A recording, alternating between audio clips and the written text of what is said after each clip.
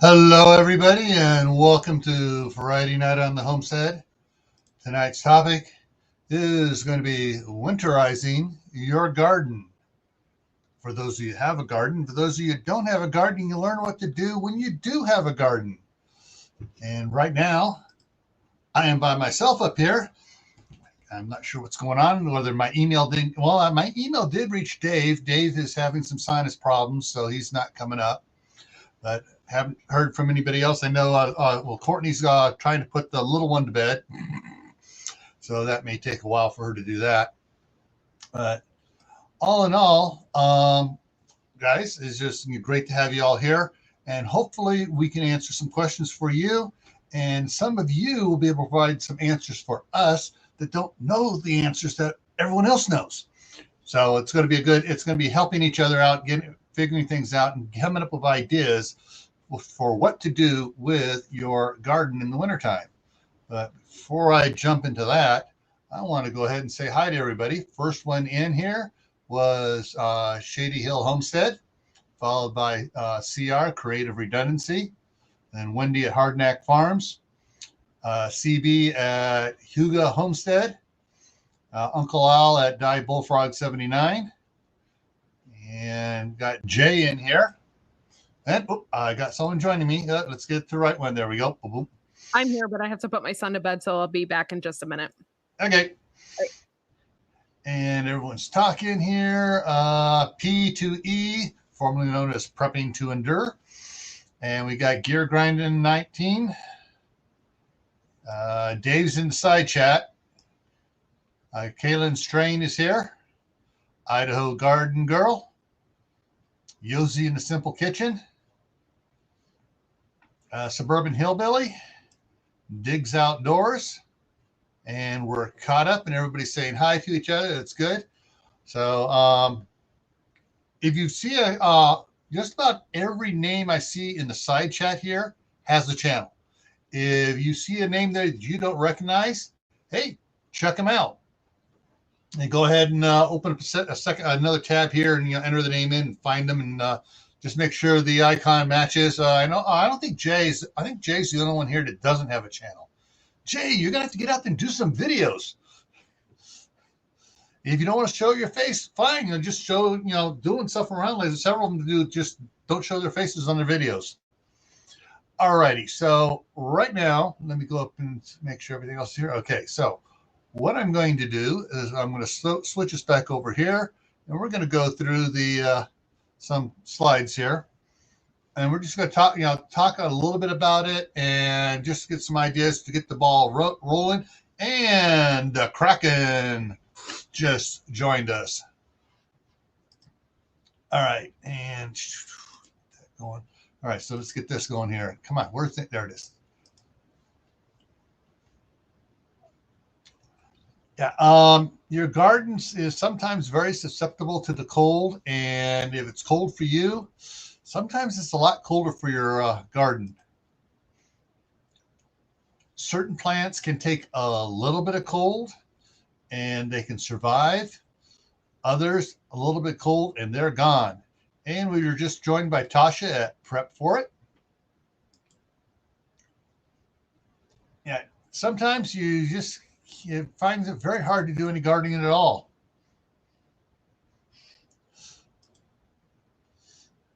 But if you do have a garden, try putting in a greenhouse. That helps, especially for certain things you got to grow in the wintertime.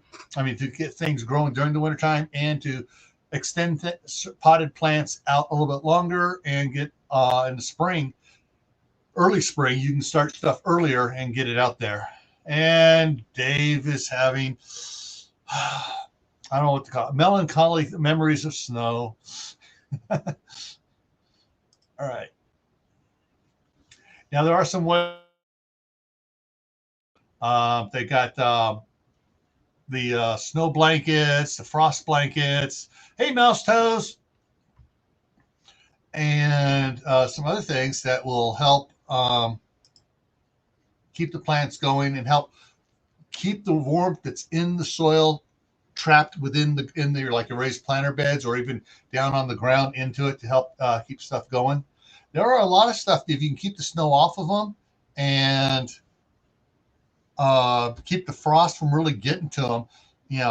They'll last quite a while longer. I know kale is a good winter is what's called by some gardeners called a winter crop, and there are some other ones that are like really cool, or they do well where it's really cold. Yeah. And you don't have to have one of those big expensive plastic or glass greenhouses to do it. People make their own greenhouses all the time, and they do pretty good. And you can actually buy them at the film, the sheeting for it. You can buy that stuff at a lot of places, Amazon included, and they come in different thicknesses, so you get the proper rating for however long you want it to last. Because the thicker it is, the longer it lasts. And we made our own greenhouse, and I mean it works just the same, Yep. Any problems with it? No, not at all. The only problem is, I do have to say, is that I have a problem controlling the heat. But we put a shade cloth on it, and it's really actually helped that situation. But it gets really hot in there, like really hot. Yeah. I'll talk about greenhouses here and high tunnels and stuff in a minute. But I got there's some things people have done to help alleviate that. And I thought I'd bring you some nice ice crystals here on some plants. Sometimes the snow doesn't bother the plants; it's the ice crystals that get them. Because the snow actually, for some reason, sometimes acts as an insulator, and you expect, it snowed on my plants; they're all going to die, but they don't die. But then you get this no snow, you get this really cold temperature, and you see ice on them, and they die. Yeah.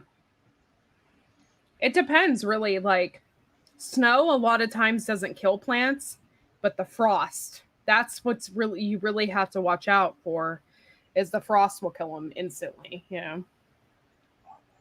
We have a special guest in here tonight. We have a special guest in the side chat there. The Green Wizard. Hey, Green Wizard. If you need to know anything about gardening stuff, about soil amendments and how to fix your soil, the Green Wizard is the guy to go to. Oh, wrong way. There we go. All right. So, guys, we're still technically in fall. Winter doesn't begin until December 21st. So some areas you need to, you can still have time to prepare and get ready for that, so you're not all iced up with your plants trying to be out there in the wintertime trying to save them, and then you could have done stuff before. That was the last one. So let me take that down.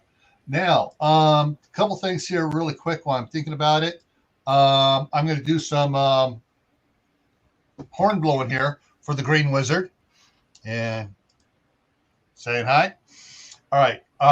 The Green Wizard has a book out, The Green Wizard's Guide.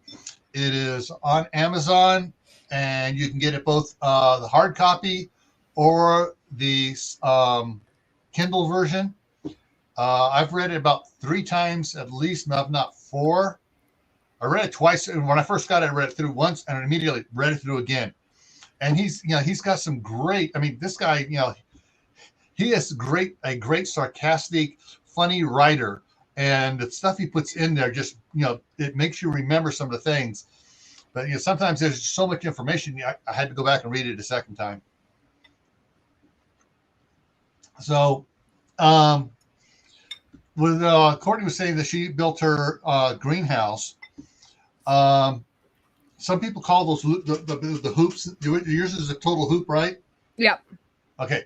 The hoop ones, some people just don't. Those aren't greenhouses. Those are high tunnels. Well,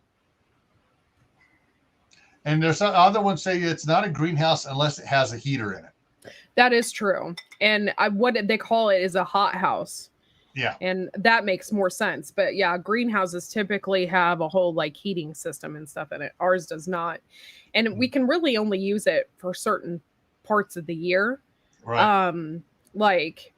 for spring, for instance, because if we used it all winter, we'd be wasting so much like energy, heat and stuff like that, unless we had a wood burning stove out there that we kept lit constantly, Right.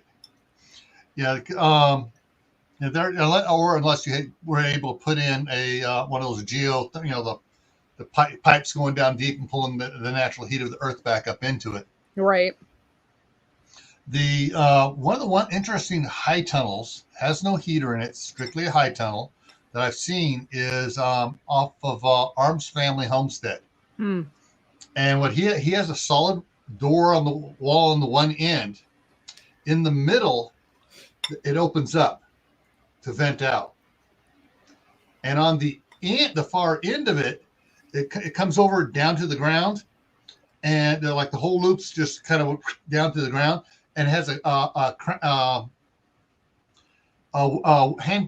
hand winch on it, and he pulls that up so that when it's pulled all the way up, the end of it is totally open. Mm-hmm. And that allows a lot of heat to get out, and allows it to. He's in Oklahoma, so it allows a lot of heat to get out, and it keeps it cool. I'm not sure. I have to go back. I was watching one of his videos the other day, and in the background it looks like he's added a fan to it. Oh, on the front side, put in a big fan. I want to do that. I want to do. We added in a window that automatically opens at a certain temperature, but it's just not enough. So I would like to put a fan at the other end to suck the air out. Plus, when you're growing plants, it's really important to have that circulation and that constant wind blowing, because as your plants grow, they get stronger with that wind blow. So it's more important to do that anyway, to have, because we put a fan at the other end. It's just not strong enough. I would suggest putting like an attic vent or something on the other end, or, I don't know if you can find a bigger, I wouldn't get a huge fan because you don't want it to just suck your plant. Plants all up. But what I've noticed is the greenhouses that have the big fans on them, it's a slow turning fan. Mm-hmm. So it moves a lot of air slowly through. Yeah. Our neighbors have a really nice greenhouse, and with their fan on, you can't even open their door. If they have their fan running, it creates such a suction that they have a hard time opening their greenhouse door. But yeah, we want to get a big fan for the one side of it. We have like a double window on the one side. The one window doesn't open, but the other one does. Yeah, I'm trying to find the information here. I'm scrolling through. That's Smelly Ellie. She's in the background. Sorry, guys. Okay, I wonder where I put it. I had a bunch of the materials on Amazon saved for the different. I had it set up with the different. I think I may have lost that wish list. I'm just double checking, make sure. I don't think I'm gonna check this other. But basically, what I did is I had the all the materials you need to build your own greenhouse, except for the piping, because that Amazon won't sell you that, or at least they didn't have anything on there at the time I put it together. But they had the 10-year plastic with the 6-inch wide. I think that's what we got from Amazon is the 6-inch. And we did get it from Amazon. We had plenty left over. What I would like to do eventually is do what the Stivers did and use the white PVC pipe and make a hoop over your raised garden bed, and then use some of that greenhouse plastic to put over top, just so you can get like a little extra out of your crops. Like right now we have my lettuce kind of died because we got a frost, but my cabbage, my other stuff, broccoli and stuff like that, it's really doing good right now. And I would like to give it a little extra protection. So I think next year that's something I'm going to definitely think about doing, because I thought about attaching windows to my raised beds with hinges. But I think that method, you can take down the plastic. I think it's a little less permanent. You know what I mean? Right. Nope, that's not it. What I saw someone do was they put on the end of their row of their raised planter bed, the long ways, so the narrow end, took a sheet of plywood, cut it out that matched the arch of all their stuff, and then they put they cut open put a window or a piece of plexiglass they could open and close. Oh, that's good. And then they just had all their hoops, and that way they had their the white plastic or the clear plastic over it, so it would it could heat up and stuff. Yeah. And then if it started getting too hot, they just open up both ends, and it would vent out a lot of the heat, and they wouldn't have to worry about taking it down. Now, one of the things I did see is where someone did on something like that.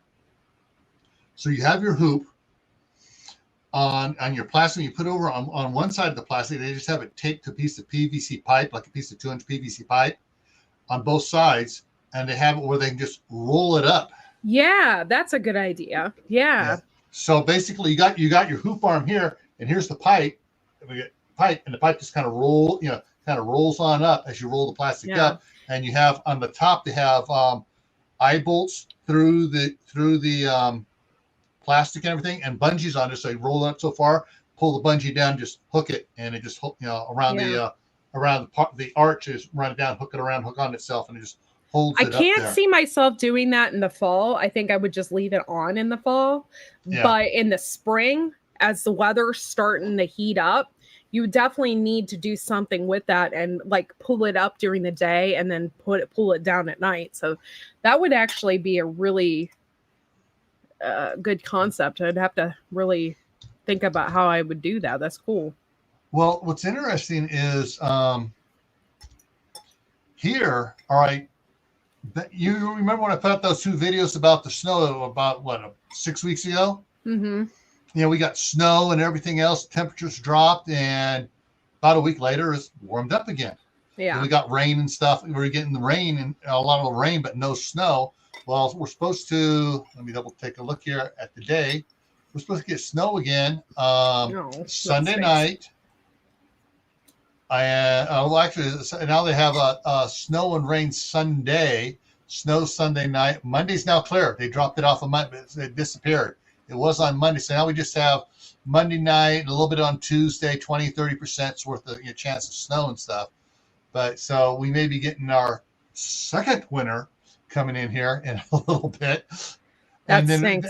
And one of my friends here, Curtis, was posted on Facebook. They're expecting that in October we get some snow. In November we get some snow, and in December winter really starts. And in between you get snow, warm, snow, warm, snow, warm. Mm-hmm. So let me see if I.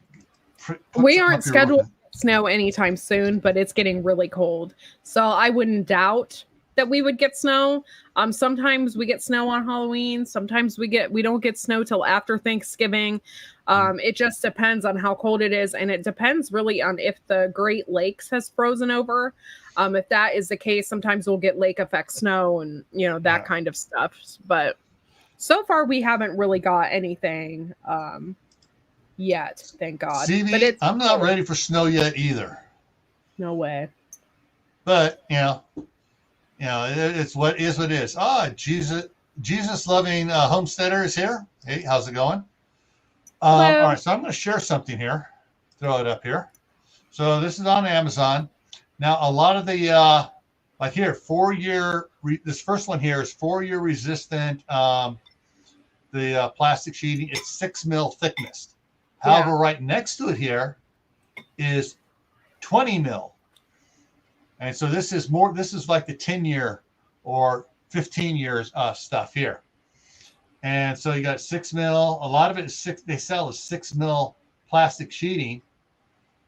And then you get the ones that are the 20 mil, 6 mil. So there's very few 20 mils out there.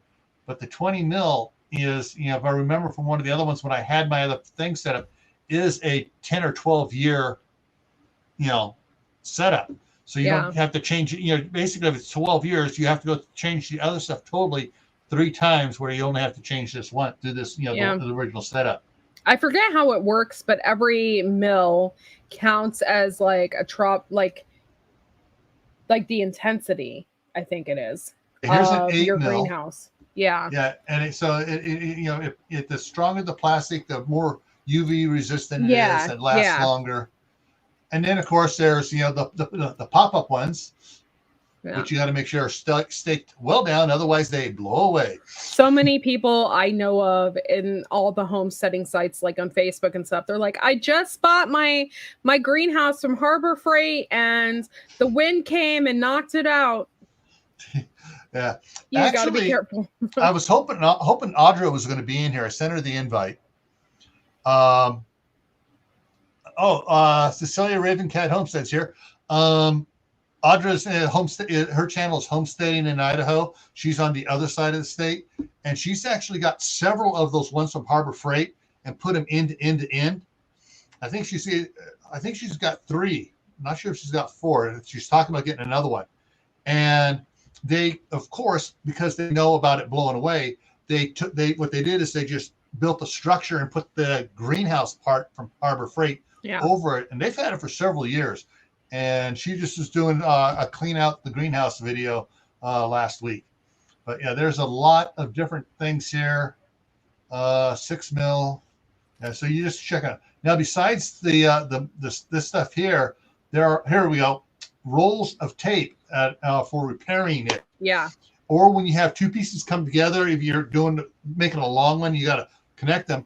They have the heavy duty tape that does it.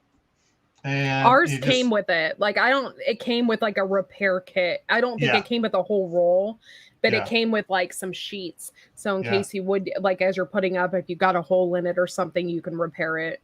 But yeah, it's pretty cool. Yeah. And one of the things I'm not knowing, see if I can bring this up here in a new tab here. And I'll go over to it. Make sure it's loaded there. There's something interesting most people don't think about on some of these. See how they got the rope going over, or the straps going over the top? Yeah. Yeah, because there sometimes you get some wind blowing. If that plastic is not secured down, really good, it'll start ripping and tearing. And that's probably the one thing where most people forget is getting the tie downs to go over them. Okay, Jesus. Okay, we bought something like that. It was completely ruined the first year we had it. Wouldn't buy another. I'd rather build one. Yeah, and that's what some people are doing. They're building one. There's been one channel I saw on there where they took the PVC pipe. They made a jig of the curvature they wanted in it, and then they filled that pipe full of boiling water and let it sit. And as it got soft, they put it into the jig and shaped it, and then they drained the water out and ran cold water in it, and it set up in that curved shape. And they made all their arches that way. That way you're not stretching stressing the PVC. It just kind of, and it melts it a little bit or softens, and they stretch it into the shape, and then they do that. A lot less stress on the plastic. Yeah. Okay. So, and one other thing here that I thought you might be interested in. All right, so this is a dual temperature controller. It controls a heater and a fan for cooling. Yeah. And so you have, heating, cooling, and you can set the temperature for each one to come on. Yeah, that's actually a really good idea. We have one for heat, but not for the fan. So that would be awesome. Yeah, and this is a 2-in-1, and you set it up, and it has the thermostat there. And you hook it up to do it, and where is it? So they actually, show a test of it in the video of, when they're putting a hair dryer on, aiming at it to heat it up, and the fan came on, and they put some ice on the thermostat rod, and then the light came on. So, and it gives you the readout temperature there of what it's reading. So. It gives you the setting, and you can tell you what the actual temperature is reading at too. So, real nice unit. This one's actually. Oh, I think the price came down. I thought it was $34 before. Hey guys, price came down. Time's to get it. Yeah, really. Yeah. And actually, if anybody's interested, give me a second here. I'm just going to grab the link here for you and throw it in since it's a short link. There you go. There's the link for it.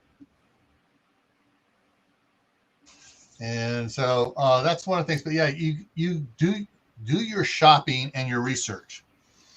You know, some brands will have, say, 4 mil, and they got nothing but bad reviews of the stuff tearing and breaking. Yeah. And others have it at 4 mil. This stuff here, didn't tear and break because it's a totally different brand, manufacturing stuff, different country of origin, and so that helps out on that. But yeah, so you got different ways you can do it, different things you can set up, and this is an idea too. I wanted to. They'll set up with the high tunnel, and then they'll still put frost or put the sheeting, regular 4 mil sheeting down in between. And what it does, heat helps trap heat into the soil. Yeah. Without using black plastic, which would really superheat the soil more than you wanted it to. Yeah. I can't remember who it was, but I think Living Traditions has a video like that where I can't remember if they have a bed inside their greenhouse. Yeah, I think it is. They had 2 beds inside their greenhouse, and they had their big hoop, then they had a smaller hoop over one and a medium hoop over the other one, because they had taller plants growing in the other one. Yeah, it's a really good idea, and then you can get your greens a little bit longer in the wintertime. I like that. Yeah. And sometimes you get a good jump on your spring plantings here. I'm going to try to find it. I'm not sure if I can find it here, but this is one of the better. Let's see, high tunnel H. Come on, type. Didn't want to type there. See if it comes up here. All right, here we go. So this is Daniel. He's no longer a Oklahoma Highway Patrolman, but he starts out with one of his ones from 3 years ago, how to build a high tunnel greenhouse. And he also has it for free. I'm using the county, what's it called? Well, there's a county resource for it. You go to it, and a lot of counties will have, if you've been planting a garden for so long and you can prove you've been planting a garden, you want to do a greenhouse, we will give you X amount of dollars for that greenhouse. And so he built his, and he's got the tunnel construction going on. He videos walking you all the way through it, and so he's got some other ones on there, but yeah. So phase 3 of construction. But in the middle here, where you can see my cursor moving, that's where it splits open. Okay. You kind of parts, the bottom stays together and the top just spreads apart. And you see how the other end kind of goes down like a pill bug or a sow bug? Well, that whole thing just opens right back up. Yeah. So there's he's done some very interesting videos on it. And so if you're interested in a high tunnel, there's some information, some research that's already been done. He documents everything that happens. He even documents his mistakes with the high tunnel, which I thought was kind of honest. Yeah, I like that. He was doing those 55-gallon barrels with the cucumbers in it. Okay. And growing out of it and stuff. And fill it full of the nutrient water and stuff, where you don't have to fill it up because the roots go down and just keep going down as the water goes down. Well, they went on vacation to the Florida coast, and when they got back, it got so hot, even though he had to stuff up and stuff, it got hot enough where it super evaporated the water out of those, and he lost a bunch of his cucumbers that way. Oh, that's safe. But he's still doing it. I lost Courtney. He's still doing that, but he puts up the videos of the things he's doing. He likes to share with people and his mistakes, his successes, and let you know. And here she's coming back in. Sorry about Hit the wrong button. No, my internet just internet. Yeah. Sorry. Hey, Emma. Emma just showed up here. And so I'm going to go back here and take a look at the side chat and see what all I'm.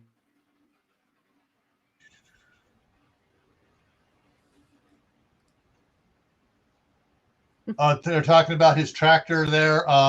Actually, the new tractor he got is bigger than the Kubota he had from Great Plains Kubota. We have a Kubota and I really like it. Like, it was also my dad's too, so I'm like kind of partial, to it. But yeah, it really helps out with a lot of things around here. So, thanks, Purple Tea Bear. Sorry, my internet flaked out for a second. Yeah. Purple Tea Bear. I know you're doing a little bit different gardening down there in Tennessee now that you're out of Pennsylvania.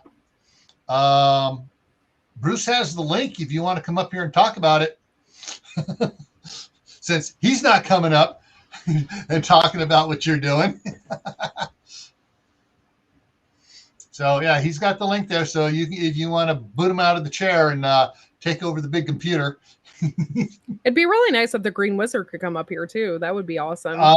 Okay, tell you what I'm going to do. Ronnie, you're still here. Give me a second. Because that would be awesome to get to talk to you. Yes. Yeah. I'm going to... Every year I have come to the conclusion that it's never the same. Like, every year is different. The weather seems to be different every year. And when you think that you can rely on something like the weather being the same, it is definitely not the same, So every year is different. So you just have to be a little more knowledgeable in what you're putting out there and what you're, planting and stuff like that. And you have to kind of sometimes go by your gut. So if you think that it's time, if you started a bunch of starts and you're like thinking, oh, they're getting a little leggy, I wish I could put them out there. And you're watching the weather over the next couple weeks and there's no frost, there's nothing or anything like that. Like, just put them out there, Purple Tea Bear says, I want to sleep tonight. Well, we're only going to be on for another 27 minutes here. Okay. Well, Ron, if you're still here, there's the link. Would love to have you come up here.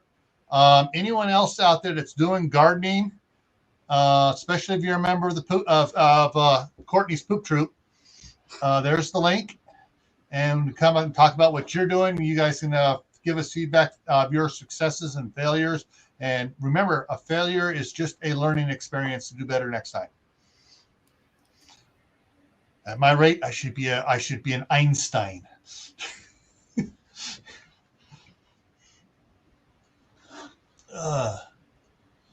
Oh, yeah, that's right. This year, Kaylin Strain, she's in an apartment, and this was her first year growing stuff. She did a lot of videos out there on her balcony, and so if you don't have to have a big plot of land to grow stuff.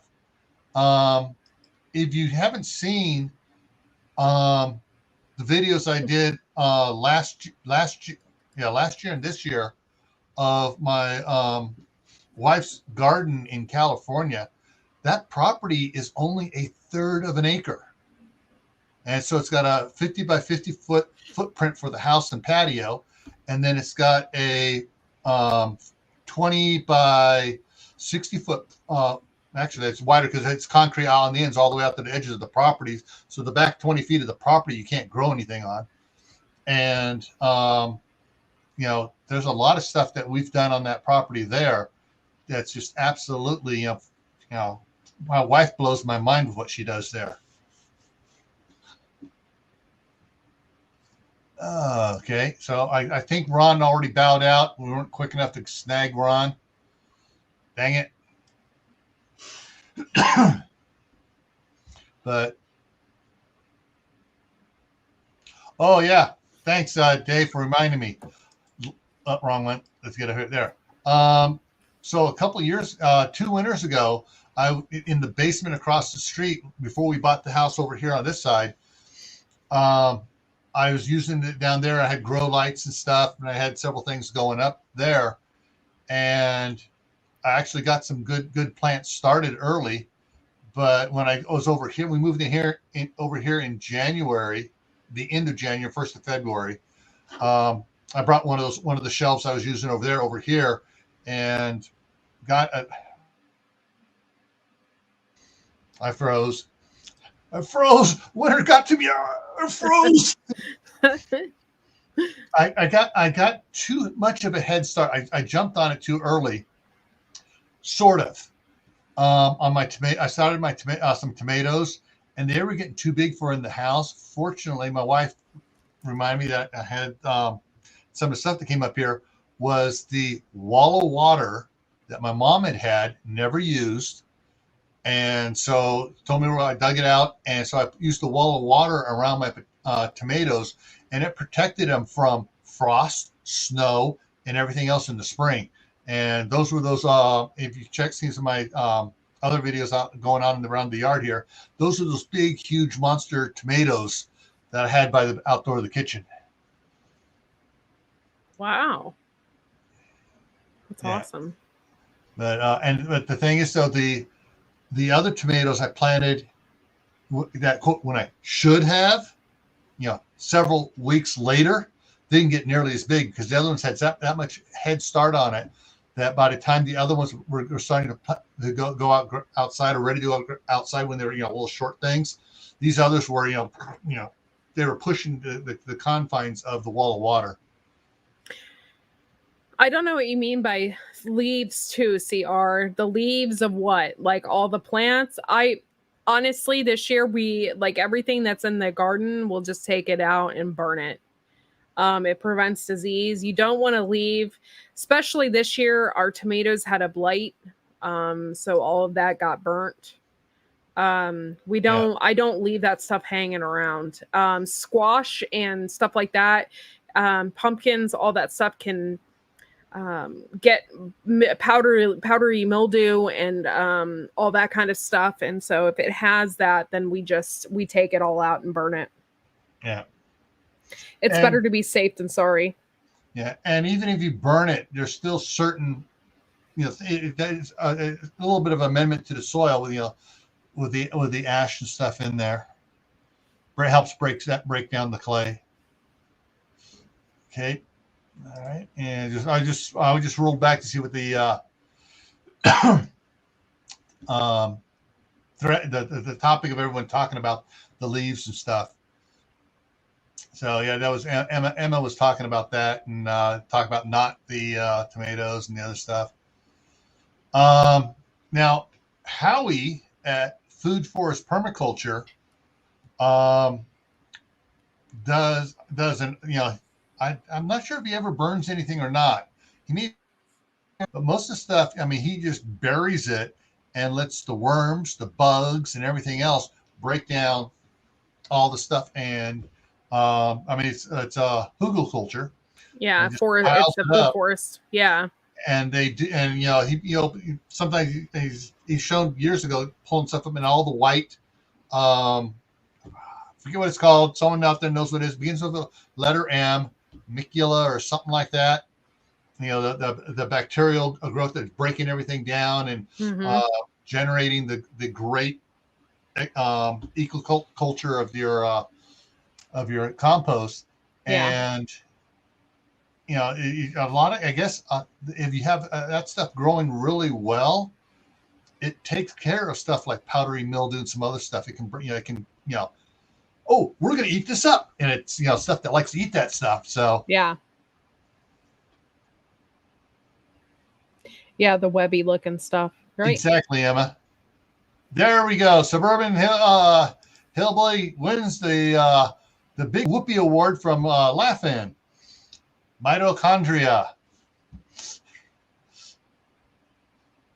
Yeah, I didn't know until I was watching the Green Wizard and Howie at Food Forest Permaculture what mitochondria was. I always thought, I was doing stuff. I'd seen some on some boards that have been laying out there. Go to pick the boards up, all this white stuff is coming off the boards. To me, it's like, oh man, fungus. I didn't realize what it was and what was happening.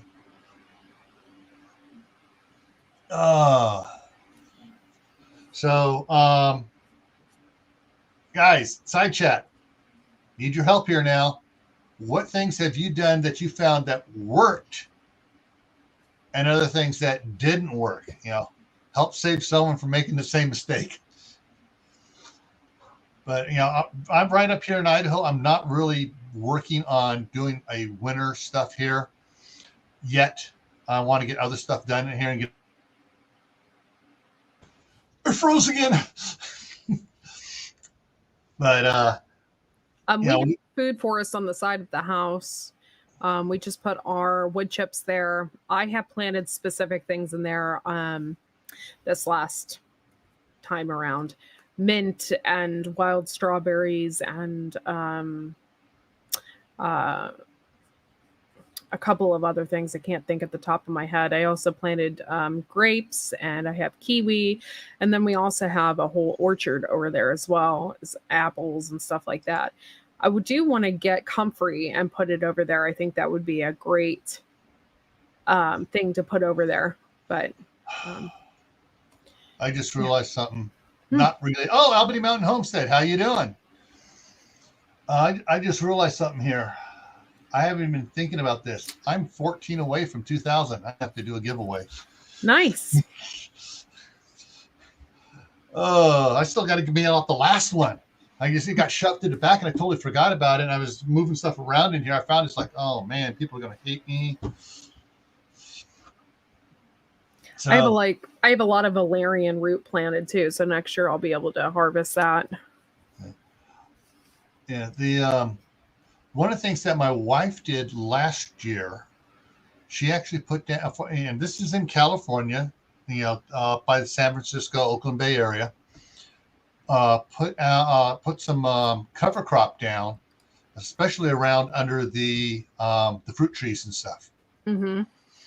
And so she got a lot of stuff growing up and producing the nitrogen and the other stuff and everything else, and hacked it all down, just left it there, during the year. And so it broke down and helped stuff.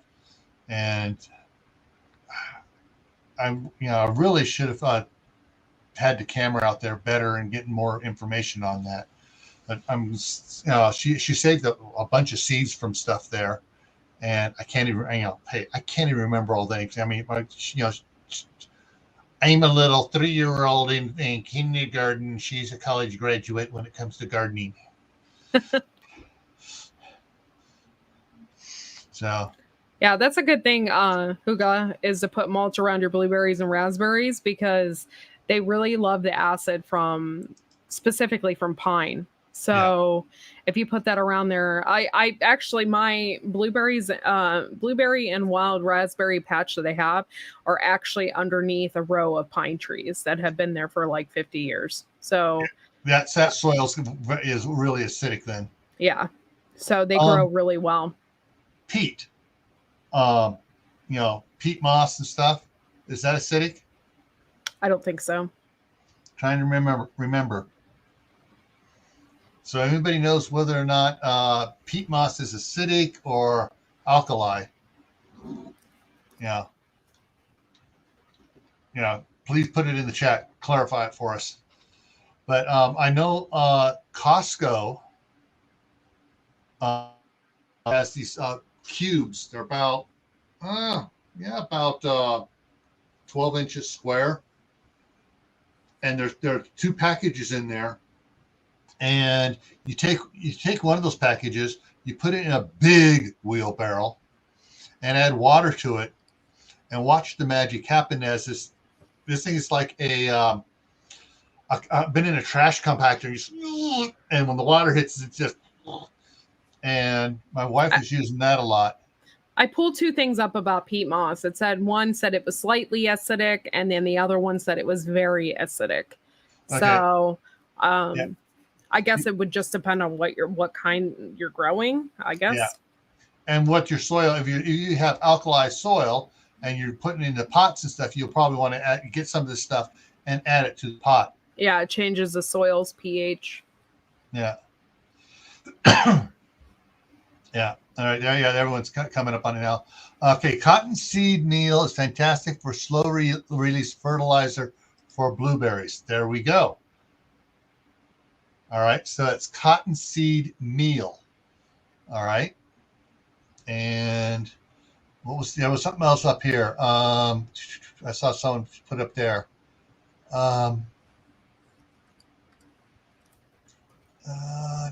Oh, there it was from Albany Mountain.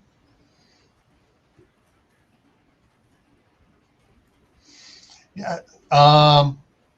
Who was it that was saying? Was it Tasha? Prep for it was frozen. I think it's Tasha Prep for it. Maybe our Mouse Toast. I think you guys are there. Well, you may have been in the thing too. She said when she gets the bag of the wood chips and stuff, she lets it sit and start to decompose before she uses it. Yeah. Hey, Sarah. Hey, Sarah Boss. And conservative living a democratic lifestyle. Hey, how you doing? Yeah, I know my wife has blueberries planted in California, because that's why it was making me think about remember about the peat moss stuff that she got stuff for it. Yeah. And Hickory Croft Farm. Hey, we got a bunch of people come in. How you doing? And my dog is barking at me. Give me a second. Yeah.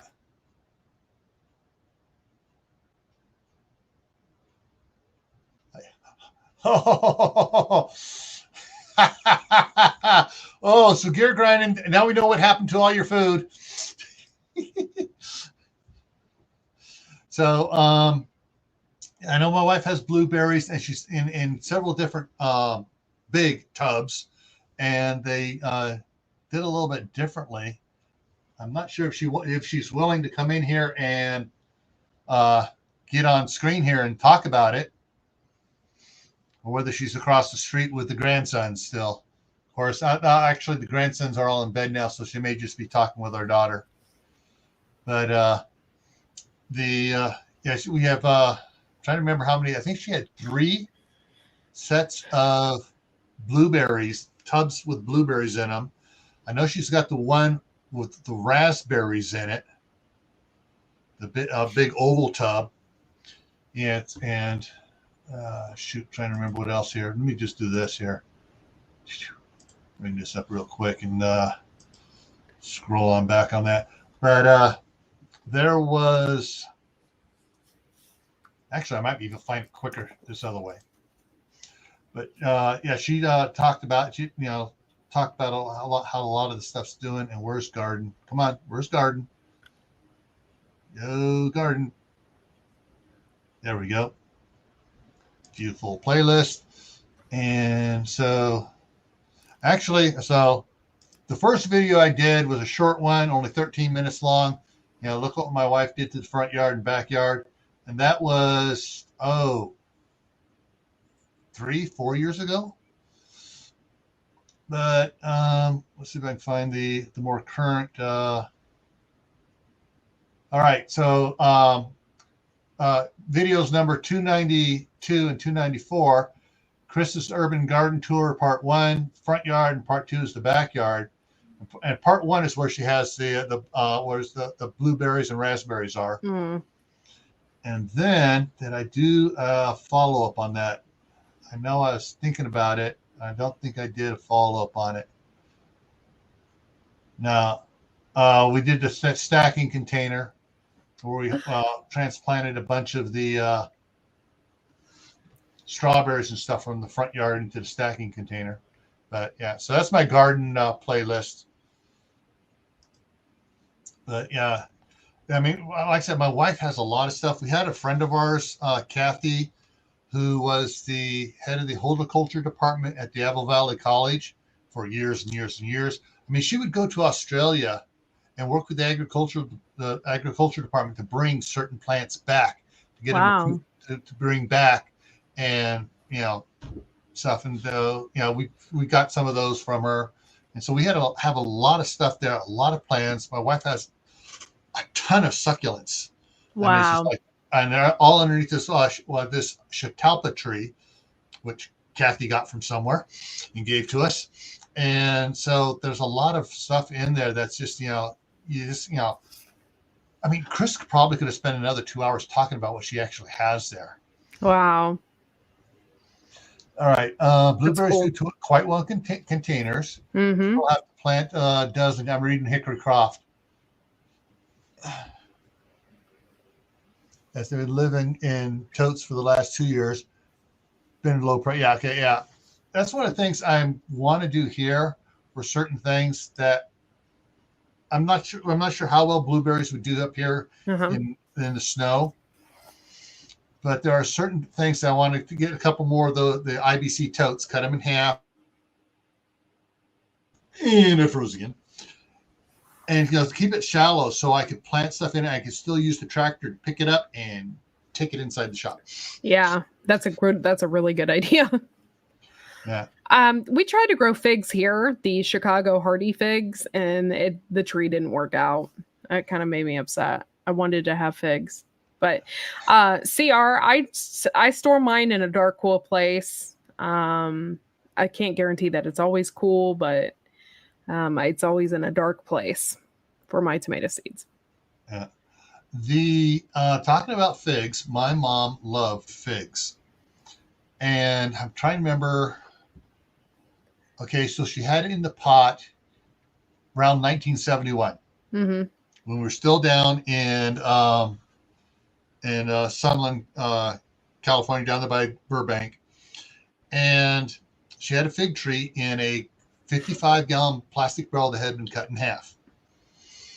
And, geez, I mean, she still had that when she died in 2007. Wow. Okay. That tree went with us to the town called Fredonia up there, and I spent 2 winters up there. And the way it survived up there in that snow, we built a little storage building, and my dad got bales of straw too thick and piled up on the one side of it, and curved it around and made it so that there was just a little plastic sheeting doorway to go through, and there's 2 of them, like in the going into the meat lockers. They got those 2 sheets hanging, going into it. And we had a light bulb out there. I think it was a 60-watt light bulb to keep it warm all night long. Wow! And the trees survived because they had all that straw around it, and all the other plants, all her other plants in small pots and stuff in there. So there were a lot of plants in there, and with the light providing just enough warmth to keep any of them from getting frostbitten. Interesting. Now, what we've also done, I just remembered this. My wife got from her mom a jade plant, and jades are very, very temperature sensitive. Yeah.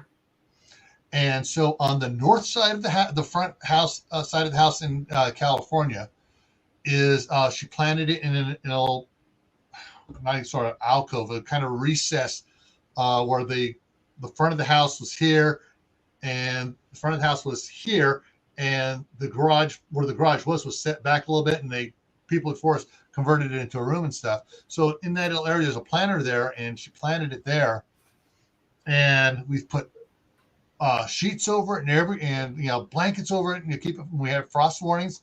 The thing that works best is not the LEDs, the mini Christmas lights, the little itty bitty Christmas lights that still get hot, and we just drape Christmas lights all over it, and then we toss a single sheet over it, and that kept that from freezing. That's awesome. So some plant, and actually my son, I can't remember where he got it. My wife could remember, brought home a cactus. And we're talking one of the cactuses that have the big leaves about that wide and about that tall on it, the big old leaves. Yeah. And the next one grows off, and one breaks off, you just stick it in the ground and it roots automatically. had one there, and it was strung Christmas tree lights on it to keep it from freezing as well.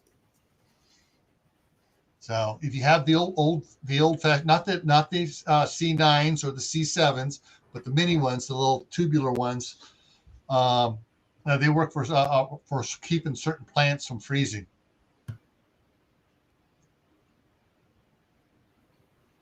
I'm jelly. Oh, you're talking to Bruce. Okay. Tip from Albany: increase your blackberry crop. Cut the tip of the canes and bury in the dirt like they were taking root and send out. Oh, okay. Cool. And that's one of the things I wanted to do here in the beginning when we first got the property across the street, when it had the big open irrigation dish flowing through it. I wanted to try to plant along it blackberries, and because people want to say, yeah, blackberries grow, and raspberries, and what's the other one? Boysenberries. Oh, okay. I want to try. I froze and said the plant's freezing. Plant that out there, but because of safety, I buried the ditch. Put a pipe in and buried it, keep the grandson safe.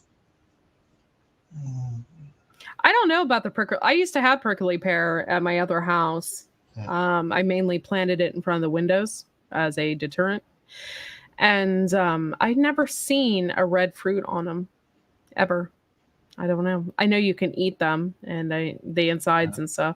And in a survival situation, you can actually use them as a cup. But I don't know about the red fruit. I don't think I've ever seen that on them. Okay. Hickory Croft Farm is still putting out good information. And you'll just bend over the cane and bury it and train the canes to go where you want them. Yeah, I know. Back when I was wee little runt, 1960 to 66, on the place my parents had up there, not too far from where our house is, 4 blocks away. We had 3 long rows of blackberries, and I remember them, my dad adding the other rows and extending the rows farther, and they would go by different varieties of blackberries. They had lolly, thumbberries, and I can't remember any of those. 2 are the ones that stuck out. And they had some lolly thornless. Mm. And what was funny, my Aunt Fanny, when everyone got busy and forgot to go out there in the fall and clean up the blackberries and make sure they're all up, so we could run the rototiller between the rows and keep the weeds down and put the irrigation ditch in and everything else. All of a sudden we had, because the canes would just lay on the ground. Mm-hmm. And next thing we know, it was rooting up. And my uncle would come over and help my grandmother keep the stuff. And when my grandmother moved in and we moved away in 66, would come over and work the blackberries and stuff. And he actually took some over to his house because he had a neighbor in the back that was being how do I put it? Just a butthead. And so he planted the blackberries across the back of his place and let him go over the fence and go up the guy, because the property in the back had a slope to it. And the guy didn't do much, but he was always rolling rocks and crap down against my uncle's fence. So he just let all of a sudden the blackberries were growing up there. Yeah, they'll reroot themselves really easily. Yeah. Well, we're hitting 9 o'clock hour, and I want to wrap this up here. So what do you got going tomorrow? Or do you have anything tomorrow? I don't have anything going tomorrow, but Wednesday night I have, let me check real quick. Cool. Wednesday night I have Sweeney Creek, who's going to be on my 9:30 interview. I actually have, if you remember, 9:30 p.m. is Painting with Fishes on Sunday at 9:30. Sunday at 9:30. So that's Fishes and Loaves Lives on Courtney's channel, Wide Family Farm. And so that's what WFF stands for, folks. And I think everybody in here knows it, but Wide Family Farm, and Wide spelled WHYDE. And then Monday night, you're doing Media Monday on Monday night, right? Yep. Media Monday, shouting out to doing shout outs and highlighting channels. Also, prior to that, I come on at 6:30 for Monday night Fireside Chat. But that's I gotta get my times right here. It's 6:30 Mountain Time, which makes it 8:30 your time, and you come on at 10? 9:30. Oh, wait, 9:30. When is this? Monday? Monday. I come in at 10. Yep. Yeah, Monday you come on at 10, so I come on at 8:30, and I end about 15 minutes before you start.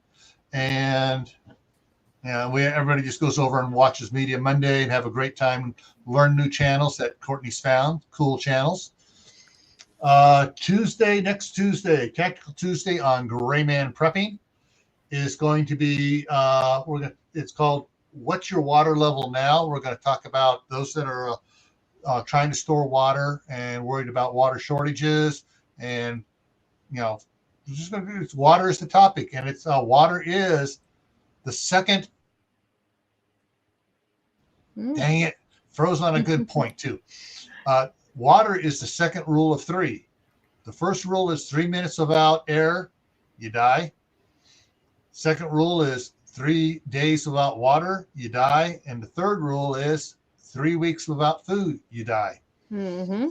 And so we're going to be talking about water on Tactical Tuesday. And then Thursday night, I have, Thursday Talk, What's on Your Mind, open chat. You guys out in the chat, in the side chat will direct it if you speak up. Otherwise, with the panel, we'll just probably ramble on about different things that are coming up, things going on. And then next Friday, the topic is going to be hunting for food for your family. And I'm trying to get Moose from Air Guns of Michigan to come on and talk to us about all the different air guns he has that you can actually hunt with. Everything from squirrels to moose. Not moose the guy, the moose the animal. Yep. And so that's what's coming up here on the next week. Next Friday, of course, before mine at 9 o'clock Eastern is Backwoods Law. On Tuesday at 9 o'clock before Tactical Tuesday is Dave at Southern Ohio Prepping. And of course, there's always someone is throwing an after party during the week. Carol, is Carol coming on tonight? I don't know. Not sure if Fishes and Loaves Lives is going to be coming on in half an hour or not. But we'll just keep an eye out for the notification. Yep. All righty, folks. Thank you for coming by. She said she just sent out the emails. Oh, email just went out. Yay! All right, there it is. Emails just went out for the after party for Fishes and Loaves Life. And so hang on one second here, folks. I'm going to see if I can throw the link in here for everybody. Can't wait. Here we go. And here is the link for Fishes and Loaves Life in 26 minutes. Yay!